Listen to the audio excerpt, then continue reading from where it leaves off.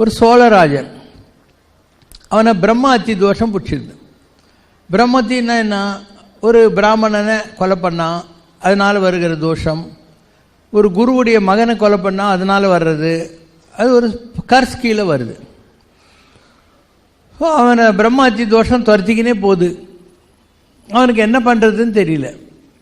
So கும்பகோணத்துக்கு பக்கத்தில் ஒரு இடம் இருக்குது, திருபுவனம்னு சொல்லி. அந்த திருபுவனத்தில் சிவன் இருப்பார், அவருக்கு பக்கத்து சந்நிதி சரபேஸ்வரன் இருப்பார். ஒரு விலங்கு முகம், பறவையினுடைய அங்கங்கள் எல்லாம் மிக்ஸாக இருக்கும், சரபர்னு சொல்லுவாங்க. ஸோ இவன் அந்த கோயிலுக்குள்ளே ஓடிப்படுறான். அப்போ அந்த பிரம்மஹத்தி கேட்டுக்கு வெளியே நிற்கிது. இவன் வெளியே வந்தால் தான் பிடிக்க முடியுங்கிறதுனால. அப்போ சாமி என்ன பண்ணுறாரு, சிவபரம்பொருள் அங்கே இருக்கக்கூடிய ஒரு தூணில் இருந்து தன்னை வெளிப்படுத்தி கொள்கிறார்.